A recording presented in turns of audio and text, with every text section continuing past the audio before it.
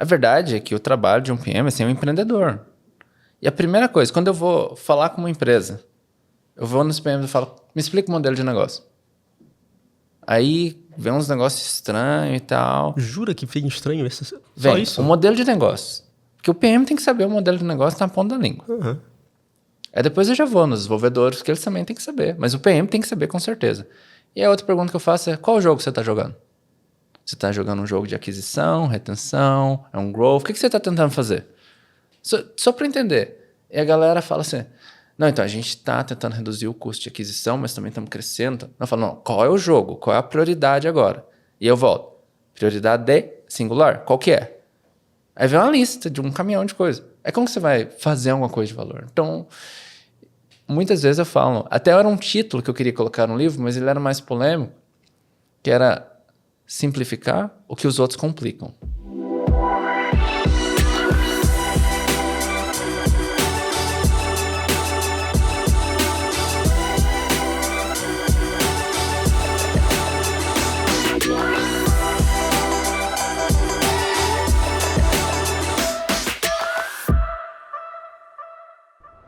Olá, seja bem-vindo, bem-vinda a mais episódios da Mesa de Produto. E esse episódio é super especial, porque a gente vai estar conversando com pessoas que entendem muito sobre o mercado, não só do Brasil, mas do mundo, e sobre as dificuldades e as complexidades da gestão de produto. Um dos convidados de hoje você com certeza conhece, já esteve aqui e é host do maior podcast de produto do Brasil, quiçá da América Latina, Paulo Chiodi. Oi, tudo bem com você? Meu nome é Paulo Chiodi, criador da Product Gurus. O maior podcast de produtos do Brasil? Sim. Da América Latina, não sei. Eu acho que é, porque qual é o outro? Não tem nenhum outro. Pelo ranking do Spotify na categoria tecnologia, eu sou o único podcast de produto no top 10. Olha aí, na frente da gente. A gente vai passar ele. Já passamos uma vez, mas depois caímos. Mas tudo bem, se você puder ajudar, compartilhe esse episódio que vai ficar bom. E a gente está aqui com um convidado ilustre internacional, David Pereira, autor do livro Untrapping Product Teams, também foi keynote do Product Camp, que aconteceu em 2024. David, prazer ter você aqui. Prazer em estar aqui. Vamos falar a verdade nua e crua da área de produto. Aê! Boa, é isso aí. E David, eu acho que para a gente começar esse episódio, eu queria que você contasse um pouquinho da ideia do livro, da onde surgiu a ideia de desbloquear os times de produto e o que você conta um pouquinho aqui no livro também. Inclusive, para quem está ouvindo ou assistindo, a gente vai deixar o link do livro para você adquirir, caso você queira, a versão Kindle ou versão física também. A ideia do livro é um negócio engraçado, porque primeiro que eu não queria escrever um livro. Então eu estava escrevendo nos blogs e tal, e aí chegou um momento que eu não sabia mais o que eu ia escrever nos blogs, acabou o assunto. E aí eu fui caminhar com um amigo meu lá em Munique, e ele falou assim para mim, cara, por que você não conta as histórias do que não fazer? Todo mundo fala o que você deve fazer. Aí eu falei, se for falar o que não fazer, eu tenho bastante história. Do Brasil, Alemanha, empresas diferentes. É que eu fiz quando eu cheguei em casa. Eu criei um mapa mental com todas as empresas que eu trabalhei e todas as cagadas que eu fiz. Eu falei, vou escrever uma por vez. E aí isso foi em 2021 e eu fui escrevendo várias e várias e continuei escrevendo. E aí surgiu a tua newsletter, né? Sim, aí surgiu a minha newsletter com o nome Untrapping Product Teams. Eu lembro que até o nome Untrapping Product Teams, eu estava andando com a minha esposa, fazendo um brainstorm, o que poderia. E aí eu fiquei na palavra Untrapping porque explica muitas coisas, né? Liberadas, das armadilhas e tal. E aí eu comecei a receber convite para fazer uma palestra aqui, uma palestra ali. E aí foi onde que eu comecei o conceito do começo até o fim do Untrapping Product Teams, que a ideia é, primeiro, reconhece a sua realidade. Nua e crua, como que ela é. Gosta ou não gosta? O que está acontecendo? E aí depois você olha assim, o que dá para fazer para mudar a realidade e como que eu consigo garantir que eu vou ficar num lugar melhor. E aí eu comecei a fazer isso em umas palestras, testei em Munique, testei em outros lugares na Alemanha, até fora da Alemanha. E aí rolou um negócio engraçado, porque depois que eu comecei a testar a palestra, ficou mais redondinha, aí muita gente depois ia lá e falava, e o livro? E o livro? E eu falei, se essa galera tá falando do livro, tem um interesse.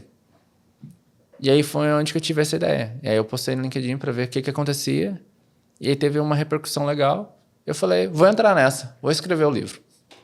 Legal, bom demais. E o que é a ideia por trás disso de destravar, né? Tentando uma tradução aqui, seria destravar o time de produto. Uhum. Então, a ideia é o seguinte, porque muitos times de produto focam no qual é o framework que eu devo utilizar, como que a gente deve medir os dados e tal. A verdade é que a maioria está fazendo coisa errada no básico. E no começo eu achava que eu que era ruim mesmo, entendeu? Eu comecei a trabalhar com produto, como Product Manager em 2012. E aí depois... Isso no Brasil ainda? É isso no Brasil ainda. E depois eu mudei para outros lugares, startups e tal. Eu comecei a ver que os mesmos erros que eu fazia, as outras pessoas estavam fazendo. Aí eu falei, o que é que tá rolando aí? Aí depois eu mudei para a Alemanha, a mesma coisa. Aí eu comecei a trabalhar com outros times, por exemplo, na Holanda, na Inglaterra. Eram as mesmas coisas. Então a galera gastava muito tempo falando sobre processo, qual framework vamos usar? Vamos usar o Scrum, vamos usar o Scrumban, qual que é? E os erros estavam nas outras coisas. E aí eu falei, se a gente começar a falar do básico aqui, tipo, como que você toma uma decisão? É baseado em opinião ou evidência? Como que é a colaboração com o time? É coordenativa ou é colaborativa? Coisa simples, olhando assim, entendendo o que acontece. Até falando na decisão. Você vai tomar uma decisão focada em analisar tudo antes de progredir, ou você vai progredir e vai medir o resultado e aí você vai tomar a decisão, o que você vai fazer, qual é a atitude que você tem. E essas coisas simples. Roadmap, ele é focado em features ou é focado em impacto? E eu vi que, independente do framework, independente das outras coisas, a galera está mais travada nessa questão.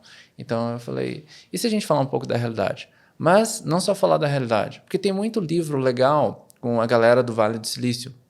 Mas o que eu vi, por exemplo, na Europa, muita gente fala, é muito distante da nossa realidade. Eu não sei nem onde começar. Eu falei, se eu contar minhas histórias da vida comum de um product manager que tá numa empresa aqui onde tem um orçamento e você está lá travado dentro dessa bolha aí. Mas você ainda quer fazer um trabalho bom. Como que você sabe disso? Aí eu contei as histórias minhas, eu pensei em contar as minhas histórias e tal, que eu sempre acho que você pode escolher a resposta que você vai dar para os desafios que você tem. E você tem chance de fazer uma coisa melhor. E é isso que eu tento trazer no livro, uma mentalidade. Que é o mais importante, né? O lance, eu acho que o que faz o David ter o sucesso que tem é justamente ele vai no básico que parece ser óbvio para muitas pessoas, mas que elas não fazem no dia a dia. Então, por exemplo, essa questão de roadmap por feature ou impacto, isso aí é bizarro, de você ver que tem project managers seniors que não sabem conectar uma iniciativa a um indicador de negócio. Ele não consegue. Tem muito. Você olha e você fala assim, tá, por que você vai fazer isso? Ah, porque melhora a conversão da etapa tal. Tá, mas melhora por quê? E por que você está priorizando isso? Ah, porque é melhor. Não. Mas aqui na estratégia da empresa, onde conecta isso daqui? Ah, não sei. Ai, putz. Ah, eu vou analisar. E foge, né? E some. Então, acho que... E tem muita empresa... Aí, já aproveitando e fazendo uma pergunta, tem muita empresa que foca muito no mandala de skills, processos, estrutura, Project Manager, Project Operations, enfim, várias siglas e termos em inglês. E de um tempo para cá eu tenho falado bastante, porque eu li muito sobre...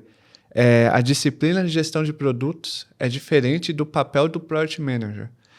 São coisas, né? Existe a disciplina, e parece que as empresas aqui no Brasil, que eu conheço, elas estão muito mais preocupadas em adaptar o cargo ali. Então, não, é Project Manager. Não, é PO. Não, essa pessoa faz Project Operation. Aí eu olho e falo assim, tá, mas e a disciplina de gerar valor para o cliente e impacto para o negócio? Ah, não, tá aqui, ó, dentro aqui, ó, tá aqui. Aí a pergunta que eu queria fazer para você, David, é essa leitura de que as empresas estão muito mais preocupadas no papel, nos processos, em querer estruturar uma área de produto que para mim parece meio estranho, né? Colocar em um silo que é produto. Não foge muito de um entendimento que deveria ser da disciplina de produto? Hoje o que acontece é muito um foco... previsibilidade, colocar as pessoas dentro das caixas, né? O que essa caixa vai fazer e tal. E aí vamos garantir que tá tudo coberto. Então a gente quer ter segurança. É isso que acontece com muitas empresas. Mas a verdade é que a área de produto digital é muito nova. E se você vai até para o passado, assim, se você pensa profissões como medicina e você olha assim para construção, que são coisas muito antigas. E se você pergunta para esse povo assim, quando que vai ficar pronto o prédio? Quando que eu vou me recuperar? As estimativas deles são todas erradas, mas são coisas muito antigas.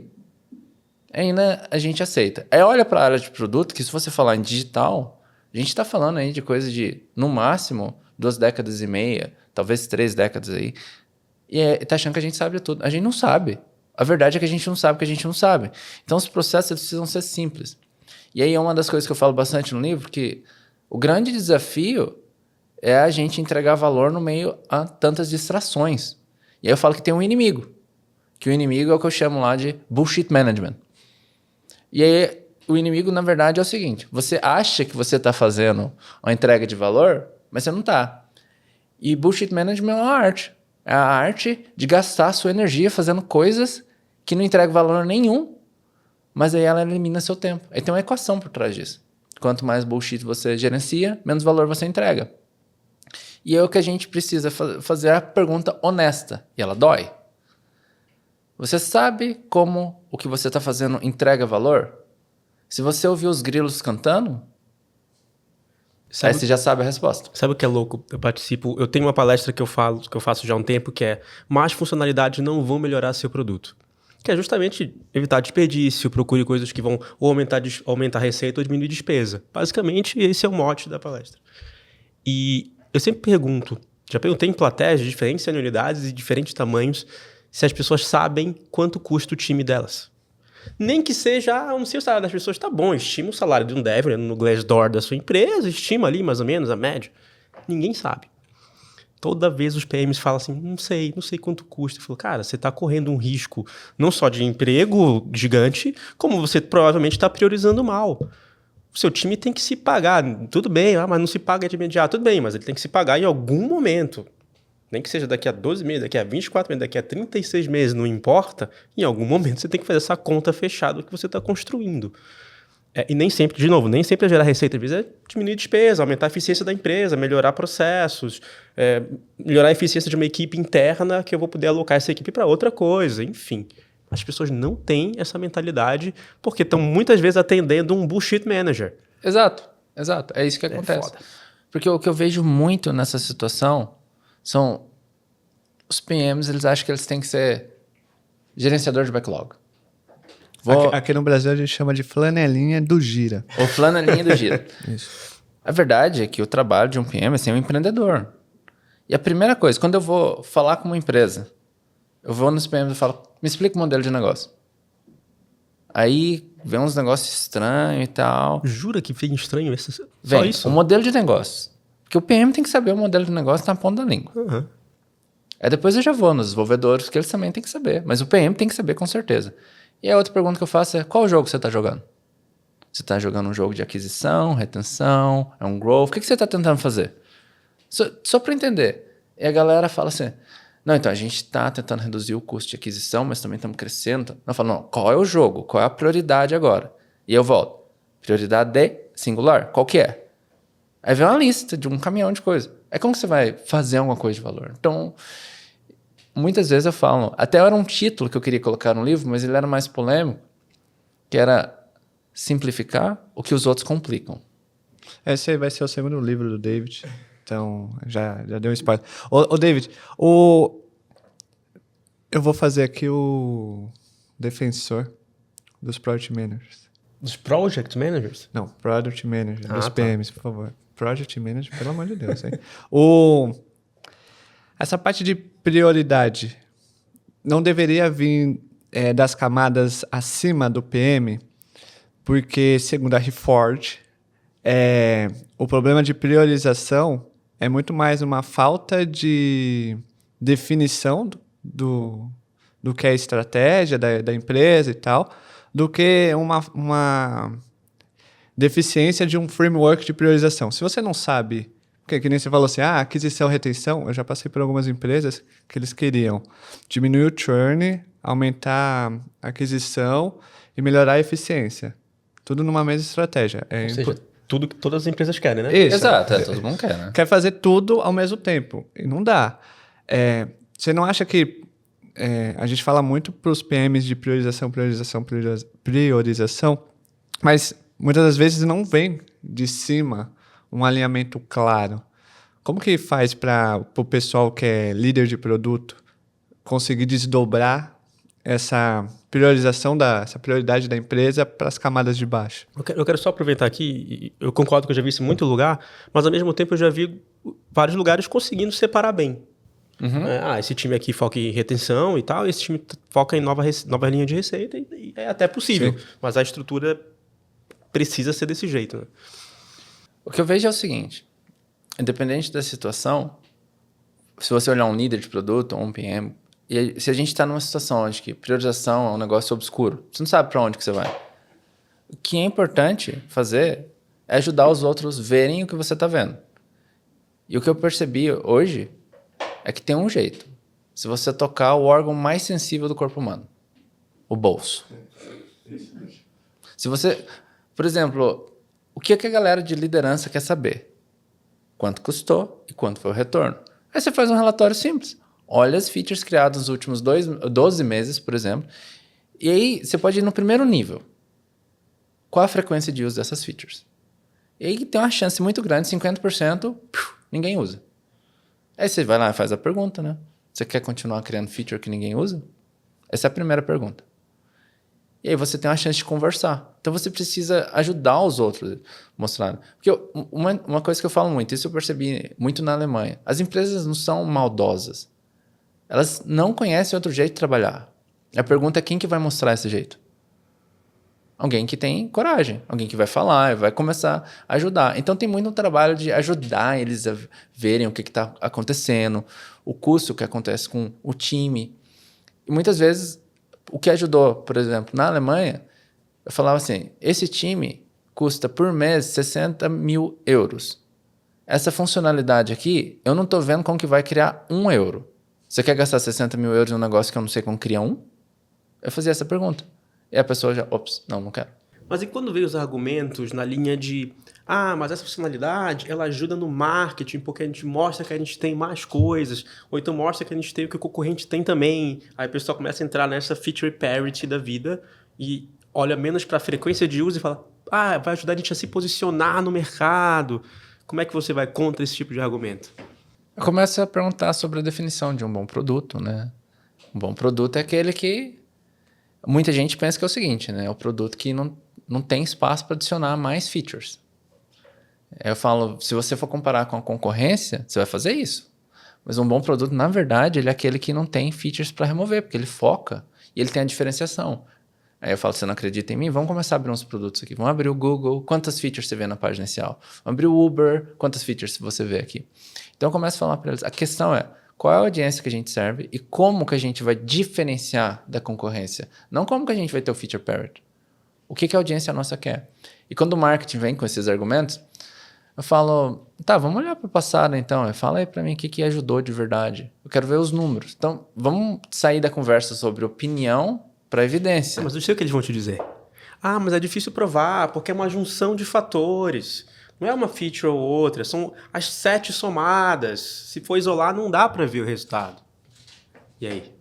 E aí a gente vai ter que começar a ter uma conversa de oportunidade, né? Sempre tem um custo de oportunidade. Vamos olhar as oportunidades que a gente tem na mesa e quais são as chances de entregar valor. E aí eu falo assim, ao invés da gente fazer um investimento que vai custar, por exemplo, olhando lá, 60 mil euros. Vamos fazer um investimento que é o seguinte, se essa feature custa aí 1 mês de trabalho, o que a gente pode aprender com 2 dias de trabalho? Vamos fazer alguns experimentos aqui e mostrar o resultado. É baseado no resultado, a gente decide, vamos investir mais ou não. Aí a gente mover a conversa de aquele investimento totalmente upfront, você fala, custa isso, vamos fazer um projeto. Você fala, não, vamos fazer um investimento incremental. Aí eu falo, a gente muda de investimento para apostas. Vamos fazer uma aposta. É uma aposta de 2 dias. E se o resultado for convincente, a gente faz outra. E outra, e outra. Ouvindo o David falando, o que passa é que essa pessoa de produto que ele descreve é uma pessoa mais madura.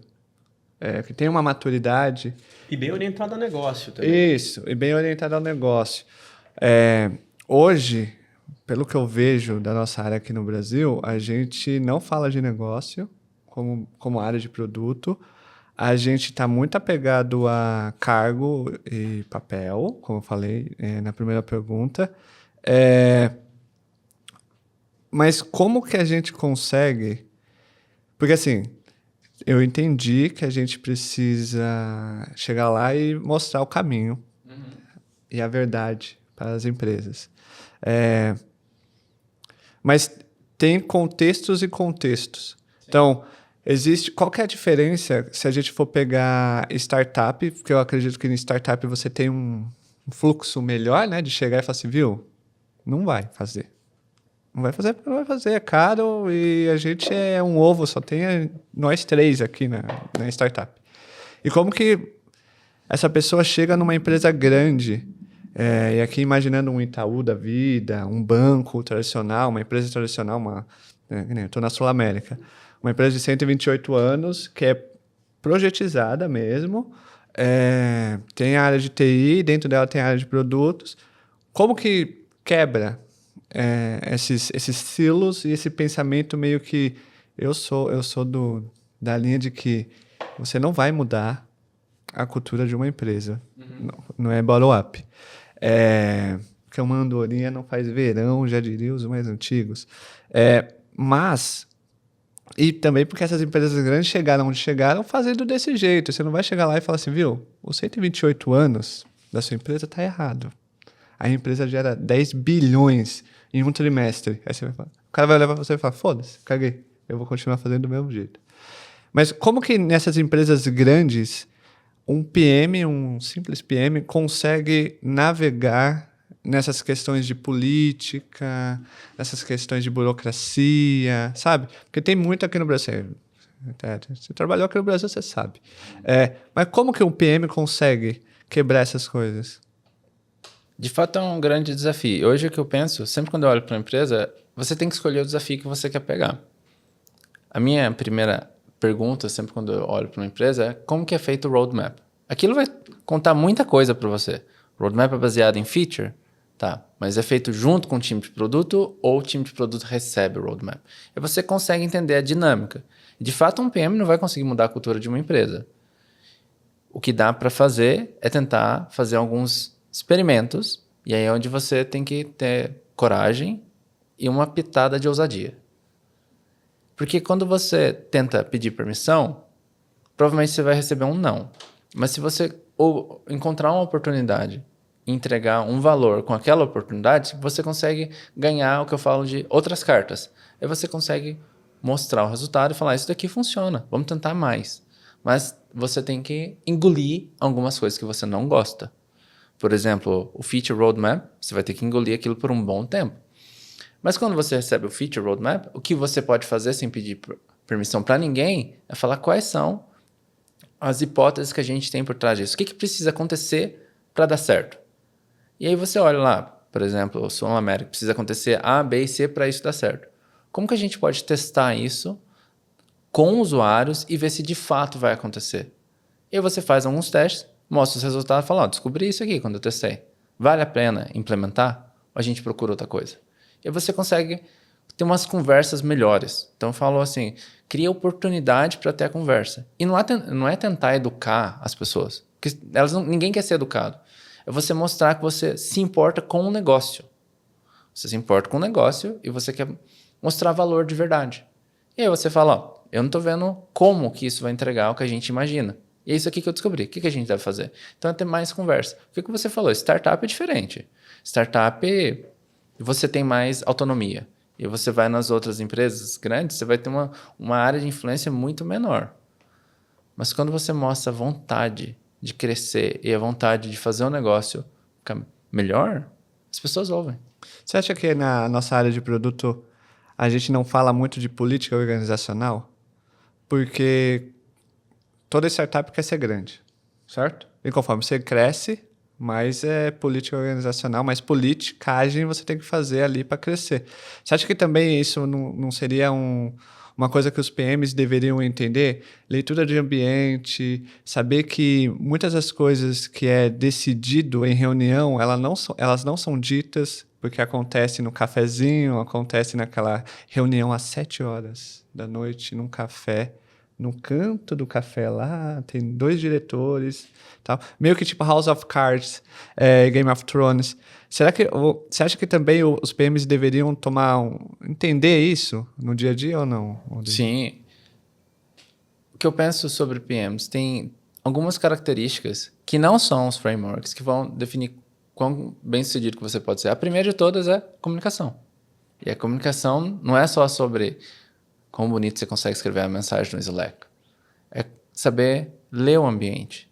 Saber entender o que está acontecendo. Tem muito PM que tenta fazer a relação com os stakeholders no one-on-one. Vamos lá, fala aqui, fala ali.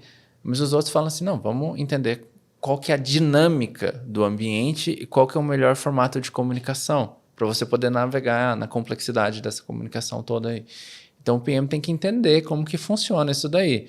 E muita gente entra ali na bolha de produto e aí você fica só esperando as coisas acontecer. E não acontece. Eu acho que esse é o grande problema. E acho que está mudando isso na nossa área, pelo menos no Brasil. Acho que durante muito tempo, nossa área tentou se posicionar como os donos da razão. Muita gente começou a ser palestrinha, ao invés de mostrar resultado e fazer o que você falou de juntar as hipóteses e trazer as premissas, tentou educar. E as pessoas ficavam, porque esse moleque aí quer me educar, eu trabalho aqui, trabalho há 100 anos não, mas a empresa existe há 100 anos e funciona, porque uma palestrinha vai resolver.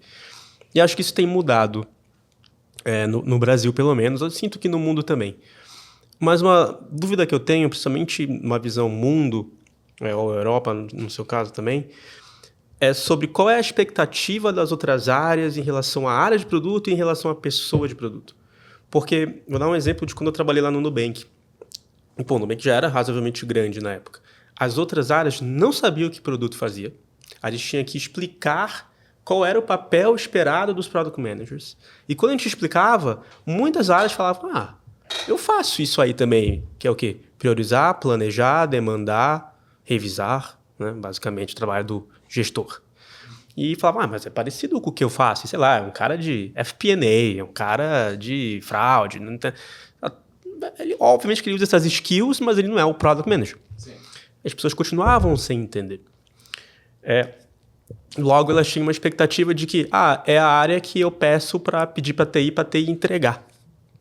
No bem que não era tão assim, mas em várias outras empresas era muito mais de é o menino do TI que eu peço. Como é na Europa e em outras empresas que você já viu aí pelo mundo? O negócio é interessante, porque depende na Europa. Na Alemanha, é muito parecido com isso que você descreveu. A galera de produto é quem vai fazer as coisas acontecer. Uhum. Mas aí é o seguinte, eu vou pedir para eles vão me dar a timeline bonita, vão me dar as promessas, e na hora que não entregar, é neles que eu vou. Esse é o pensamento na Alemanha. E aí se você for, por exemplo, para a Holanda, aí já muda. A Holanda já é mais um sentido que eles trabalham muito junto, e eles esperam sim que a galera de produto vai entender o que é necessário fazer e começar a fazer as entregas. Nossa, então a Holanda é mais madura que a Alemanha? Muito mais progressiva. A Holanda... Por isso que tem alguns produtos, por exemplo, o Booking é da Holanda, aí tem alguns... O Miro também tem um headquarters lá, porque o jeito que eles pensam é muito mais avançado. A Prozos é de lá também, se eu não me engano. Sim. A Holanda até usa, por exemplo, Scrum para ensinar na escola. Caramba! As crianças lá vão pegar um projeto que elas querem fazer, vão formar um time e começar a trabalhar desse jeito na escola. E aí é bem diferente. Na Alemanha... A primeira coisa que acontece é qual é a timeline. O que vai ser entregue? Quando vai ser entregue? Então, o gerente de produto lá, o Product Manager, vai sofrer porque é muito fácil ele virar um Project Manager. Sim. É muito fácil. Essa é uma das maiores reclamações que eu tenho visto ultimamente. Me contrataram para ser Product Manager, eu virei um Project Manager. Mas é porque a expectativa está desalinhada. O gestor queria um Project, não sabe a diferença e beleza. Exatamente. Mas uma das grandes diferenças isso é geral na Europa. Se você olha para os Estados Unidos, startups vão receber um investimento lá, um seed, e aí qual que é o grande objetivo? Para responder, existe um mercado. E aí depois você recebe um Series A, B, C, e aí vai por diante, que aí A resposta é, consigo capturar o mercado. E ninguém está falando aí de ser rentável. Na Alemanha é o seguinte, alguém te deu lá alguns milhões lá, já quer saber quando que você vai ficar rentável. E aí, se você receber uma nova etapa de investimento, eles não te chamam de startup mais. Nos Estados Unidos é sempre startup. Na Alemanha tem até um termo diferente, na Europa no geral, que é o scale-up. A empresa recebeu a segunda, mas já tem uma pressão muito grande para entregar a rentabilidade. O que é extremamente difícil, porque você ainda está tentando descobrir qual é o modelo de negócio adequado e tal. Então, é muito complicado você explorar um modelo de negócio diferente, porque tem uma pressão gigante dos investidores para já receber o lucro. É mais agressivo. É mais agressivo. E como... Eu gostei da resposta dele, do olhar para a rentabilidade e tal, porque a gente não olha mesmo, a gente meio que... A gente não sabe nem quanto o time custa. Meio foda-se, meio foda-se. Mas como que a gente... Aí eu vou trazer um pouco para empresas grandes, porque eu acho que startup consegue se virar legal, acho que aqui no Brasil, consegue. As pessoas de produtos de startup, quando eu converso com elas meio que... As pessoas que eu converso que estão meio presas são as de empresas grandes. Porque sempre que eu falo para elas, eu falo assim, faz o que é necessário para depois você fazer o que você quer. Só entrega o rolê. O problema não é o que você entrega, é o como você entrega, que é o lance da comunicação, é você linkar numa métrica de negócio, de você falar, geramos tal coisa, tá ali e tal. Mas olhando, e aí, voltando para a área, como que a gente consegue estruturar uma área de produto numa grande empresa? Pensando em maturidade e pensando em construção mesmo, para que uma empresa grande tenha um time maduro ou com uma mentalidade de produto mesmo e não cilado ou tipo, porque a empresa X faz isso, eu tenho que fazer. Porque aqui no Brasil tá uma moda de Product Operation. Nossa, vai tudo Product Operation. ProdOps, vivi. A gente já comentou sobre isso, a gente não vai entrar nessa coisa aqui não. Que ProdOps é moda ou não. Não vamos entrar nisso, David. Não, agora eu quero saber, David. É moda ou não? A minha opinião é polêmica nessa.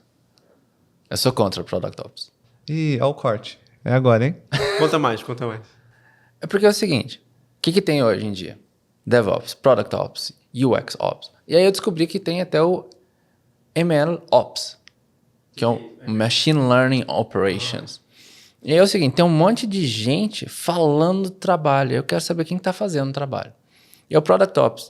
O problema que a gente tem hoje não é eficiência. O problema que a gente tem hoje é o simples. O que a gente deve fazer, prioridade e tal. E aí, quando a gente vai para Product Ops, a gente está tentando aí deixar o negócio mais eficiente e tal, toda essa questão de dados, não sei o quê. O PM tem que saber fazer esses negócios aí. E se o PM não está fazendo esse negócio, é porque o líder dele não está equipando ele para fazer isso. E se o líder dele não está equipando para fazer isso, o que o cara está fazendo? Está enfurnado em 200 reuniões e não tem tempo para fazer. Então, no fim do dia é isso. Exatamente. Mas tem uma palavra que chama não. Então, a outra palavra chama prioridade. Então, um líder tem que saber fazer essas coisas. Porque o que eu penso, um líder é aquele que vai criar o espaço onde as ideias podem acontecer. E aí você coloca o Product Ops, você não está endereçando a causa. Você está endereçando a consequência. Então, tem um problema lá que é toda essa confusão. Aí você põe mais um papel para resolver a confusão. Não é melhor resolver a raiz? Então, é por isso que eu sou contra. Eu também sempre achei estranho, não vou citar nomes nem a empresa, mas há muitos anos atrás, teve uma empresa que começou a fazer Product Operations aqui no Brasil, e um amigo meu que estava liderando lá. E eu perguntava para ele, eu quase fui trabalhar lá. Aí eu perguntava para ele, cara, mas você faz isso, seu chefe faz o quê? Aí ele falou, pois é, não sei. Que estranho. Tá bom. Aí eu fiz o processo seletivo na empresa e fui indagando isso, claro, de maneiras não tão diretas. E o que eu descobri? A pessoa que era líder de produto ali, ela realmente estava enfurnada em muita reunião e muito corporate bullshit, em coisas que nem eram necessariamente ligadas a produto, mas tinha que ter alguém de produto representando. Ela não tinha a menor condição de olhar para outra coisa. Ela passava 10 a 12 horas do dia em reunião. Mas é aí que eu falo que tem o framework mais utilizado do mundo. Muita gente fala, qual que é o mais utilizado? É o Scrum, é o Kanban, ou o Scrumban. Na verdade, É o Calendar Driven Framework. Sim. A gente faz o que tiver no calendário. Tá no calendário, faz. Mas eu acho ineficiente também, mas ao mesmo tempo, até baseado no livro da Melissa mesmo, inclusive, o tipo Project Operations, dá para ver que o ideal é para uma empresa muito, muito grande. Sim. Tipo, vou implementar Project Operations em empresa de 200 pessoas? Não. De 500 pessoas? Não. De 1.000? Acho que ainda não. Tem que ser realmente muito grande para começar a fazer algum sentido. E ainda assim eu concordo. O PM deveria saber fazer. O líder deveria saber fazer. Precisa de uma pessoa dedicada. Me soa um pouco... Já viu? Me soa um pouco agilidade. Tipo, sim, exato. Um cara que vai... E você vai nessa situação, nessa direção aí. Você falou mais de 1.000, talvez. Mas o que está rolando hoje? A empresa tem 100 funcionários, já tem um Product Ops lá. Isso é um problemaço. Aí é um problemaço. É o que eu falo. O que você precisa não é um Product Ops Manager. O que você precisa é um Product Manager que sabe fazer o trabalho para servir de exemplo para os outros. Bom Product Manager. Exatamente. Você precisa de um Product Manager para mostrar como que faz o negócio. E aí os outros vão aprender com um exemplo. Não porque o Product Ops vai criar um ambiente para os outros fazer. É melhor você fazer o negócio e os outros verem e você mostra o resultado. Isso que foi o que eu vi funcionar melhor. Mas na Alemanha tá assim, a galera tá contratando Product Ops igual louco. Igual aqui. Aparentemente o Brasil e a Alemanha são bem parecidos em nível de mercado. E para mim é isso. Assim como teve o boom de Scrum Master e Agile Coach uns anos atrás, as empresas contratando a rodo, começou a ver que, putz, eu não preciso de tanto Scrum Master aqui porque tem um teto no que eles vão impactar. E eles vão impactar muito mais em processo e não em negócio. É muito indireto. É até difícil calcular o retorno dessas pessoas. Então, a gente não consegue calcular o retorno direto, imagina o indireto, né? Então, eu também sou meio cético com Cloud Operations porque a gente está aplicando mal. Eu acho que é possível aplicar bem em empresas gigantes mesmo. Não vou falar sobre Project Operation. Eu não tenho opinião sobre. Não tem, Xande. Qual a sua opinião sobre, Xande? Não tenho opinião formada sobre Project Ops. Um abraço, um beijo para quem é ProdOps. Tamo junto. Aqui foi o Marcel e o David que falaram mal, tá? Então tamo junto. Eu acho que muitas empresas, é meio pesado o que eu vou falar, mas acho que muitas empresas perdem muito, acho que lideranças, né? Gostam muito de terceirizar a ineficiência e a falta de capacidade deles para a camada de baixo ou criando essas áreas meio que não faz sentido, né? Então, meio que terceirizam a responsabilidade delas, né? Então, já vi empresas que, assim, o líder de produto fala, meu time não é estratégico. Aí você vai fazer a pergunta e fala assim, por que não é estratégico? Porque eles estão desalinhados da estratégia da empresa. Aí eu falo, mas você chegou a fazer um offsite com o time, desdobrar, conectar ali, fazer, né, a visão de produto, você dando isso, sendo o reflexo, falando assim, galera, é assim que tem que fazer e tal, agora é com vocês, vamos lá, confio, vamos... Não, falei, você tá terceirizando o seu trampo, pô. Quem fez isso e quem tinha feito isso? Entendeu? Tipo... Mas ninguém tinha feito? Ninguém tinha feito. E ele tava cobrando deles. Que nem o Joca falou lá, o head de produto não faz a visão de produto lá. Uhum. Que todo mundo caiu em cima do Joca, mas o Joca tava falando do contexto de startup, quando existe o founder próximo, tal. Mas numa empresa grande, a gente vê muita liderança de produto muito mais em reunião do que entendendo que o produto dele é o time. Não é o que está com o usuário. É o time, pô. Se ele não consegue olhar para o time dele e falar assim, esse é o meu produto, eu vou cuidar dele como um produto, você está terceirizando. Aí você fica com uns papos com os stakeholders aí de empresas, você fica meio que tipo, cara, sério que você está pensando dessa maneira? Por favor. Então, é por isso que eu tenho esperança. Tenho fé e esperança. Que a próxima geração de liderança de produto elas sejam mais maduras. Mas como que a gente amadurece a geração atual de PMs? A gente já falou algumas coisas aqui, né? Entender de negócio, ler cenário, ter uma boa comunicação. Comunicação não é o Slack, não é pedir para o chat GPT fazer PRD, pelo amor de Deus. Se posicionar de maneira muito mais estratégica, de que a pessoa deu uma ideia, falou assim, vamos fazer a feature tal, mas qual que é o impacto? Isso vai mexer qual indicador? Não, deixa que eu vou ver aqui. E depois voltar e tal. Mas parece que as empresas grandes, elas querem copiar um modelo de startup. Não vai funcionar. Não vai. Como que você cria uma maturidade no time de produto a ponto de escalar esse time de produto para ter líderes de produtos melhores? Porra, fiz ele pensar, tá? Essa é uma pergunta difícil de responder. Como que você vai criar essa maturidade? Eu sempre penso no exemplo. Você tem que ter um time que vai ser o exemplo para começar a fazer as coisas diferente. Então, trazer alguém que sabe fazer isso de fora para mostrar. Eu não estou falando trazer um product coach. Estou falando trazer alguém para trabalhar na empresa com um time, liderar um time e começar a mostrar as coisas diferentes para mostrar como que dá para, de fato, entregar valor. E sobre esperança. Eu também tenho esperança. Por exemplo, eu não escrevi esse livro para falar de tudo que não está funcionando. Escrevi esse livro para dar esperança que, independente do lugar que você está, você pode começar a olhar para umas perspectivas e tentar fazer algo. Então, a maturidade que a gente vai desenvolver é se a gente conseguir fazer esses PMs atingir sucesso, mesmo que seja pequeno, mas de forma frequente. Então, desenvolver, por exemplo, a gente falou de comunicação, mas as outras 2 habilidades para mim são a curiosidade, falar o que eu posso fazer diferente, e a outra é a resiliência. Resiliência para mim é tipo o rock balboa, entendeu? Não é sobre o conforto que você consegue bater, mas o conforto você consegue receber a pancada e continuar movendo, porque vai dar errado as coisas. Vai ter stakeholder vindo falando, por que você está fazendo isso? Não sei o quê. Mas aí você aprende. Aí você vai e continua movendo. Curiosidade, resiliência e comunicação. Sabe o que é interessante? Na PM3 a gente posicionou ano passado inteiro, e 2 anos atrás inteiro, sobre produto é negócio, você tem que aprender mais. A gente começou a fazer vários cursos de negócio, evento e o caramba. E o que a gente viu? Interesse médio-baixo dos PMs.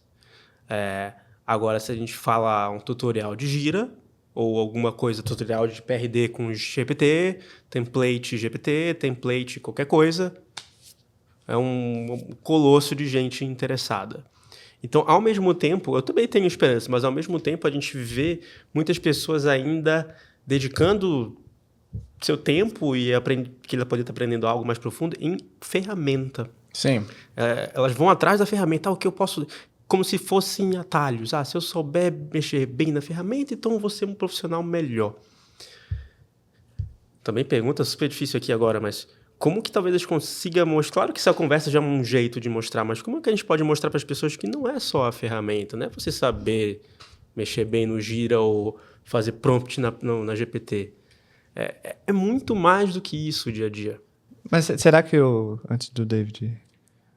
Mas será que isso não é um reflexo da liderança dessas pessoas?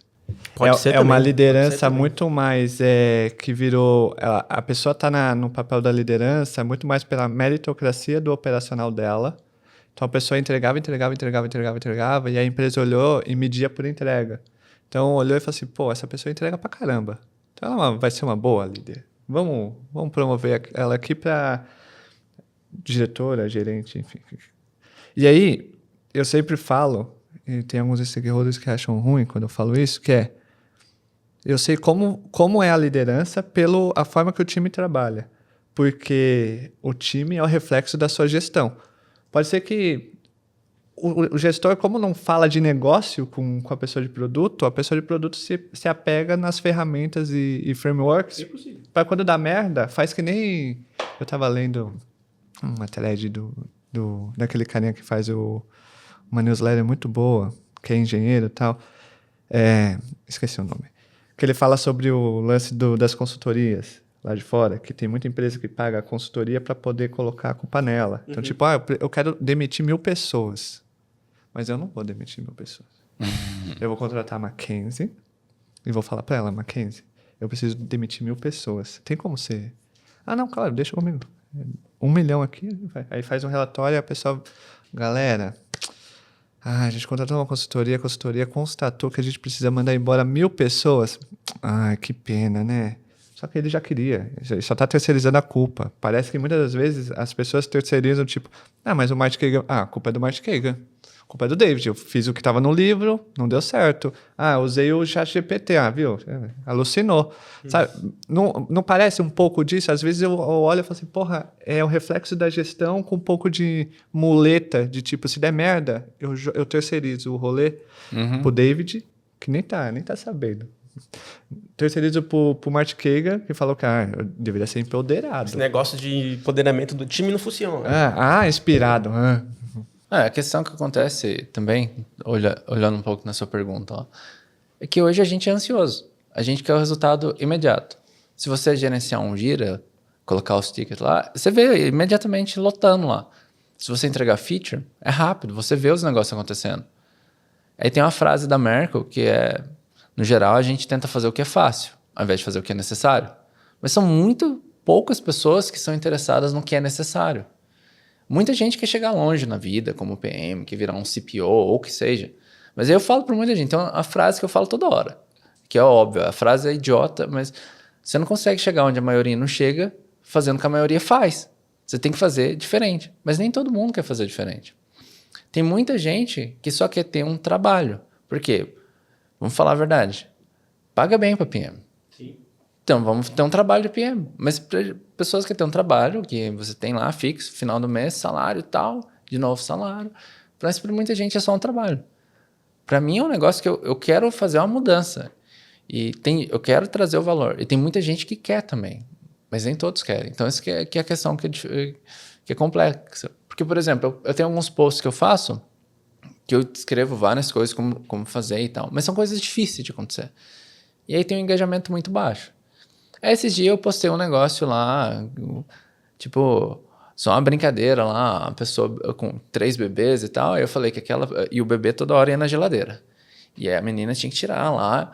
E eu falei, os bebês são stakeholders, a mãe é o product manager e a geladeira é o backlog. Stakeholders toda hora que é backlog. Aí você tem que tirar os caras de lá. Bombou o negócio, efeito viral e tal, mas não tem nada especial naquilo lá. Só que a galera acha engraçado e tal. Mas aí você escreve um negócio sobre um Extreme Backlog Cleaning, que tem todo um processo e tal, que é difícil de fazer, mas é necessário. Nem todos têm a coragem de fazer isso. E nem todos querem fazer isso. Sim. Isso, assim, até como escola, para o PM3, é a nossa dificuldade. A gente tem, em alguns cursos, aulas super avançadas, super complexas e densas, e são as aulas que têm um índice menor de conclusão, é onde tem muito drop, é onde tem churn. Eu falo, cara, são as melhores aulas, são as mais profundas, e a galera para de assistir. Aí a gente faz discovery, muito difícil, muito complexo, achei chato. Cara, é a mais importante do curso, achei chato. Então, tem essa questão da ansiedade, talvez não sei... Eu não sei também se é uma questão da maturidade do nosso mercado que está faltando, comparado aos Estados Unidos, por exemplo, está bem no começo, a gente está bem mais atrás que eles, mas talvez seja isso. Talvez precise de mais safras e mais safras de pessoas de produto para aí sim a gente atingir um nível mais forte de maturidade. Eu quero já aproveitar e fazer uma pergunta. Quando que você consegue começar a perceber que uma pessoa ou um time está indo para um nível mais avançado de maturidade? Quais são os sinais ou métricas ou frameworks, enfim? O desenvolvedor desafiando o PM.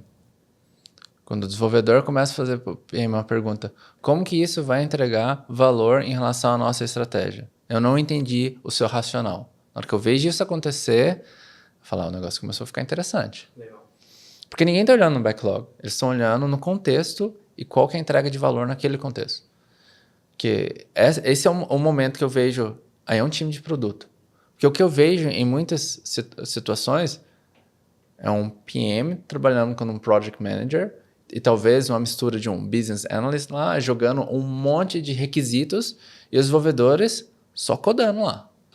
E aí o desenvolvedor, em vez de ser o que eu chamo de a pessoa que vai atingir algo e vai entregar valor, é só uma pessoa que vai fazer código, mas não sabe nem para que serve. Mas na hora que muda para esse cenário de desafio, aí é diferente. Aí o PM não é mais necessário. O PM fez o trabalho dele. Aí, entendeu? Eu fiz essa pergunta porque tem algumas pessoas que falam, e até eu entendo, que é quando não necessariamente precisa existir o PM. Se um time técnico de desenvolvedores é maduro o suficiente para fazer as perguntas corretas, você não precisa do PM. Você concorda ou não com isso? Não necessariamente. Mas o que o PM vai fazer é ele entender aonde que faz sentido investir o valor, o porquê que faz sentido investir o valor. Ele não vai definir o como que vai trazer uma solução, mas ele vai trazer o contexto para o time, que é o que o Netflix fala, você vai liderar pelo contexto, não pelo controle. E aí, junto com o time, você vai trabalhar nisso. Porque, por exemplo, vamos tirar o PM da equação. O que vai acontecer? O desenvolvedor vai ter que ir vai ter que fazer o discovery alone, sozinho, vai ter que começar a falar com muitos usuários, olhar para muitos dados. Aí como que ele vai fazer o código, essas coisas? Tem empresas, por exemplo, PostHog, é uma empresa muito interessante que eles não chamam de desenvolvedor de software, eles chamam de Product Engineer. E a comunicação deles começa com pull request. Então, o desenvolvedor vai olhar o que está acontecendo, ele vai fazer um pull request com uma solução, e aí o trabalho do PM é garantir que o contexto estava certo, que eles entendem o contexto para trazer valor. E ele fala que o trabalho do PM, o CEO é o James Hawkins, é se tornar obsoleto. Se ele se tornou obsoleto, ele fez o trabalho dele. Isso é interessante, não? Isso é muito legal. Isso me lembrou um caso meu antigo, né, da época de EasyTaxi, 2014, 2015. Eu cheguei lá, todo Caxias, né? Tipo, user story, modelinho padrão, vou escrever bonitinho e tal. E beleza, funcionava. Chegou um momento que a gente já estava fazendo bastante discovery, a gente chamava os devs para irem juntos, a empresa começou a dar mais contexto para todo mundo, a gente começou a mudar mesmo a cultura nesse sentido. E os devs viraram para mim e falaram, cara, para de escrever esse modelo aí que me confunde mais em ter que entender eu como usuário, não sei o que das quantas, os critérios. Eu já sei o que eu tenho que fazer. Só põe aí que eu já vou arrastar esse card, já entendi. Cara, o que eu ganhei de tempo, não existia ChatGPT na época, o que eu ganhei de tempo, me sobrou horas no dia que eu não tinha que escrever requisito detalhado, porque o dev tinha contexto. E aí, eu não me tornei obsoleto ainda, mas eu pude fazer muito mais coisa. Mais pesquisa de mercado, mais benchmark, mais levantamento de hipóteses, experimentos para a gente rodar rápido com o time. Mudou muito a dinâmica. A gente começou a ser um time que entregava muito mais rápido experimentos, né? Não necessariamente coisas que davam certo de cara. E me lembrou muito essa resposta e reforça o ponto do David. Realmente, eu acho que não tem como o PM ser obsoleto, senão alguém vai fazer esse papel. O que talvez seja um problema, e eu acredito que está mudando, é a gente categorizar Product Manager como TI. Aí é o que mora um grande problema. Não é, cara. Deveria ser uma área de negócios que, por um acaso, usa tech como um meio. Sim. Mas a gente coloca Product Manager dentro de TI. Aí ferrou. Esse é um problema. O PM tem que ser da área de negócio. Uma das coisas que acontece em empresas bem-sucedidas na Alemanha, o PM tem responsabilidade sobre a receita. Perfeito. Então, ele tem que entender como que ele entrega vai gerar receita. Que é o mais maluco pra mim. Por isso que eu fico... Por que maluco? É maluco, pô. Você é Product Manager de um produto. Eu entendo que você precisa entender o modelo de negócio e tal. Mas você, de forma... você tem que saber que, no final do dia, a empresa quer receita, menos custo. Essa é a equação, pô. Não tem outra. Mas como quer trabalhar no setor financeiro e no setor de hotelaria? É a mesma merda. Receita, custo. Receita, custo. Como que você conecta várias coisas? É bizarro que as pessoas de produtos não entendem isso. Mas aí o meu ponto é... tudo que vocês falaram na resposta anterior me parece muito que... ok, o PM tem que fazer isso, tal, setar contexto, tal, não sei o quê. Mas me parece também que de novo, hoje eu estou pegando muito no pé da liderança, mas eu peço desculpa. Não vou ser contratado depois desse episódio. Não seria obrigação da liderança de produto dar esse contexto para os PMs, para que eles possam desdobrar para os contextos deles nos times? Porque o que eu vejo é muito a gente, de novo, a gente coloca a liderança de produto num canto e aí a gente olha para a PM e começa a falar, PM você precisa fazer isso, PM você precisa fazer aquilo, né? O PM tem que fazer...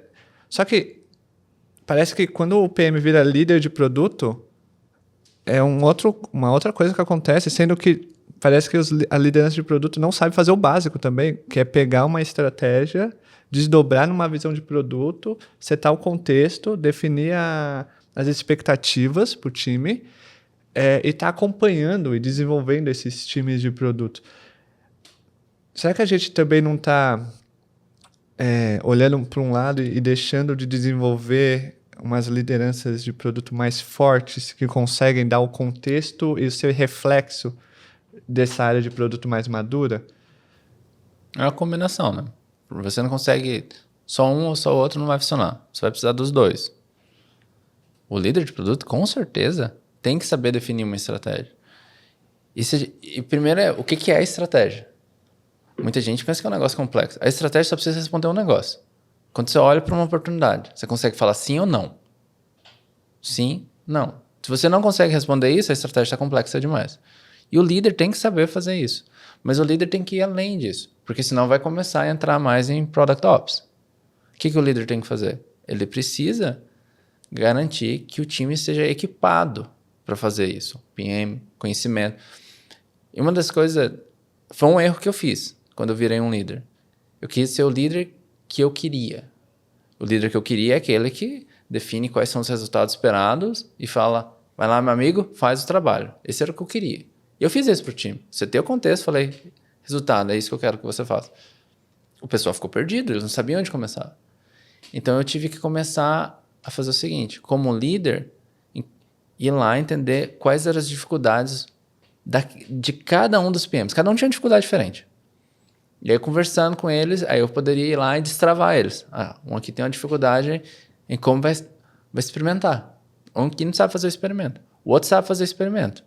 Mas faz de uma forma muito metódica. Foca no processo, ao invés de focar no aprendizado. Então, cada um tinha uma dificuldade diferente. E aí eu descobri que o papel do líder, na verdade, é saber ler o time. É isso. E entender... Não é entender tudo que o time precisa, mas entender o que está bloqueando o time. E aí você vai agir naquilo, uma por vez. A Thaís Bueno, ela foi minha gestora, ela fala que o principal papel dela como líder, como gestora de produto, é limpar a pista para o PM andar. Eu acredito muito nisso.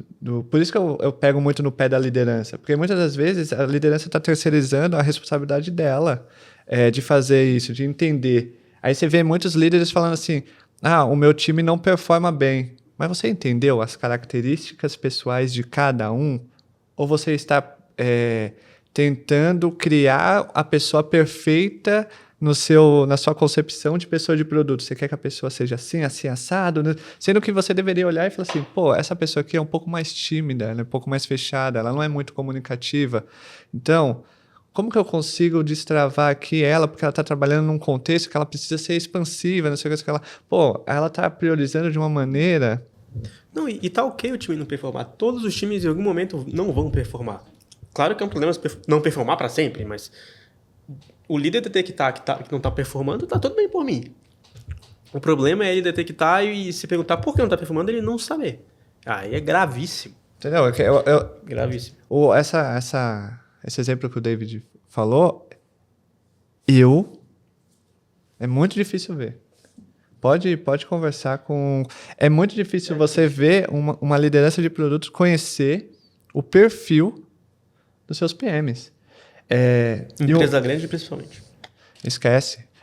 E o David falou um negócio que é muito interessante. É criar um ambiente e as ferramentas para o PM brilhar. Hoje, o que a gente tem de muitas empresas vou contratar um PM sênior. Aí você fala assim, por que você vai contratar um PM sênior? Porque um PM sênior chega jogando. Aí você olha e fala assim, então, deixa eu só explicar para tu. Sabe quem fez essa mesma coisa? O PSG contratou o Messi, o Neymar e o Mbappé. Não ganharam Champions. Sabe por quê? Porque não teve o ambiente e as ferramentas necessárias para eles ganharem, pô. É a mesma coisa. Vou contratar o Marcel. Não, porque o Marcel passou pela Nubank, Easy Taxi, Sênior, ele vai chegar aqui e vai jogar. Aí ele chega lá, os processos tudo errado, uma mentalidade de gestão de projeto engessado, burocracia, Aí o Marcel tem que quebrar os silos primeiro, tem que entender, fazer a leitura. Vai demorar um puta de um tempo só para ele assentar e organizar. Aí você olha para isso aqui, olha assim, pô, contratei esse... ele não tá performando, né? Não chegou jogando. Eu acho que não tá... Não vestiu a camisa. Saca? Entende? O meu ponto nesse episódio é sobre terceirização da liderança para os demais. Porque acontece muito isso, né, David? O líder contrata o sênior porque acha que o sênior é o santo milagreiro. Sim. O PM sênior vai chegar e vai destravar e vai gerar tanto resultado. Só que se não tiver um ambiente, uma gestão, né, o ferramental necessário, você pode trazer... Eu já falei isso em grupos de WhatsApp. Pode trazer o Marty Kagan. Muda o nome dele para Matos ou Marcos. Coloca uma peruca nele e bota ele numa empresa grande e tradicional no Brasil, como PM sênior. Ele não é promovido e ele não consegue fazer nada do que ele escreveu. Não consegue, pô. Porque é diferente. Você concorda? Ele vai socar a cara na parede, é isso que vai acontecer. Porque é muito mais do que só o PM. Vai ter a liderança, de fato. O PM vai conseguir... Ele vai ter que engolir algumas coisas que ele não vai gostar. Quanto mais senior você é, mais sapo você tem que engolir. Também tem essa questão. Tem. E aí você aprende a engolir o sapo. Sempre quando o que eu falei, eu vou fazer uma consultoria numa empresa, alguma coisa, eu tenho uma conversa, começo a entender qual é a situação. E uma das questões que eu faço, importante, eu vou fazer uma consultoria. Quem que me aborda? Às vezes é um PM que me aborda. Eu falo, quero falar com um C-Level. Tem um contato? C-Level suporta essa iniciativa? O PM fala, não. Eu falo, então, eu não quero te frustrar. Eu falo, preciso falar com o C-Level. Às vezes o PM fala, sim. Aí me coloco para falar com o CPO. Aí na hora que eu vou falar com o CPO, ele vai reclamar do CEO. Eu falo, então, esse é um cenário que vai ser muito difícil eu conseguir te ajudar a ter uma mudança, a não ser que você resolva o relacionamento. Eu posso te dar ideias, mas se você vai ser bem sucedido ou não, eu não consigo garantir. Não tem como eu garantir. Mas a senioridade quer dizer que você vai entender o cenário. É como assim, é como você está jogando um baralho, entendeu? Você olha as cartas que você tem e você pensa qual é a melhor jogada que dá para fazer. Isso é o que um sênior vai fazer, vai pensar na melhor jogada. Um júnior vai olhar para as cartas que tem e vai reclamar de todas que você não tem e vai fazer assim, não jogo mais. É bem por aí. Eu gostei também. Acho a definição. David, Chiodi, queria super agradecer pelo episódio, ficou incrível, uma aula Você sobre... quer um corte? Agora eu quero então, vai. Quer fazer um corte? Vamos lá. Para quem está se candidatando e participando de processo seletivo, quais são as perguntas que uma pessoa de produto precisa fazer para a liderança de produto ou durante o processo para identificar que é uma cilada ou não aquele lugar? Qual foi o último PM que você promoveu? Por quê? Qual foi o último que você mandou embora? Por quê? Gostei dessas, hein? Aí, ó, o corte tá feito. Olha. 10 mil views. Corte by Chiodi, é por isso que o Product Gurus é o maior podcast do Brasil, quiçá da América Latina. Tá aí o motivo. É porque a gente gosta de polêmica. Muito bom, mas, pessoal, muito obrigado, foi excelente. Eu realmente gostei muito, aprendi muito, ótimas discussões. E para você que ficou aqui até o final, tem o livro do David, Untrapping Product Teams, o link tá aí. O link também da newsletter do David, LinkedIn, e-mail do Chiodi, todo mundo tá aqui. Fica à vontade para trocar ideia. Se você quiser aprender com a PM3, a gente tem uma pós-graduação em conjunto com a FIAP e também um curso livre de Product Management. Tem um linkzinho aí para você, se você quiser um desconto no curso de Product Management, também tem um cupom. Muito obrigado, deixa o like, compartilhe com seus amigos que possam estar frustrados aí com a área de produto ou com a sua liderança, como o Chiodi bateu várias vezes. Muito obrigado, até a próxima.